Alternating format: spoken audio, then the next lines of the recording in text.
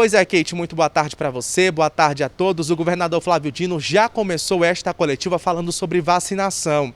Inicialmente, o Ministério da Saúde tinha anunciado que faria a distribuição de 9 milhões de doses, o que significaria mais de 300 mil doses aqui para o Maranhão.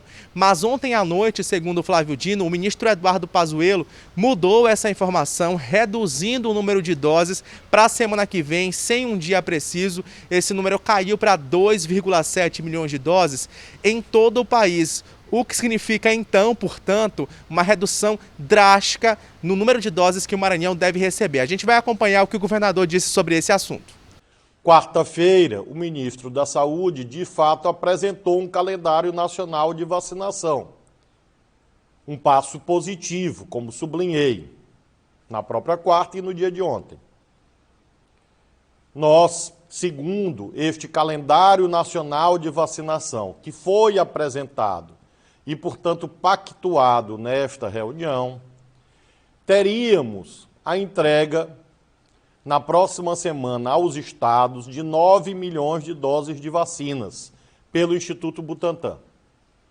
Houve, inclusive, a apresentação da divisão de como seria isto repassado aos estados e, claro, que o nosso governo já estava tratando da distribuição aos municípios.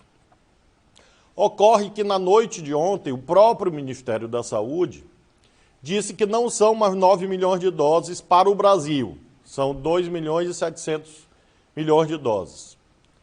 Então, uma queda praticamente um terço, menos de um terço do que estava previsto. E isto impacta, obviamente, o ritmo de vacinação no Maranhão e nos municípios de modo geral, não só do nosso estado.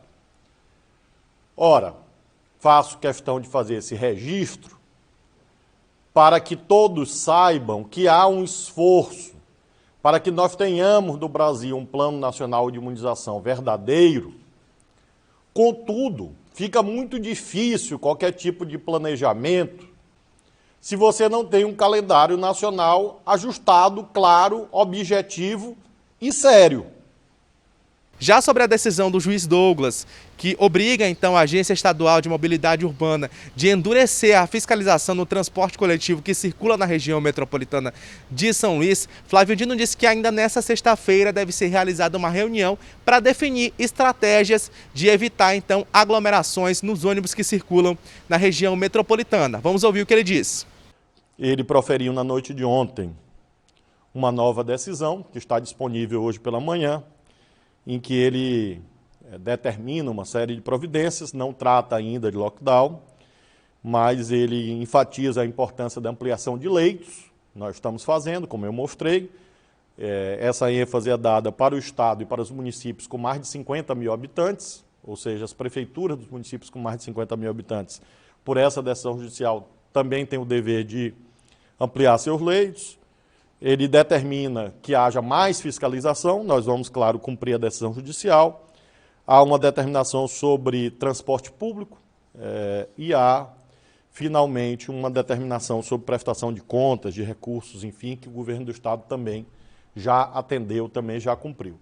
De modo que essa fiscalização vai permanecer, embora o principal fiscal seja a consciência de cada um.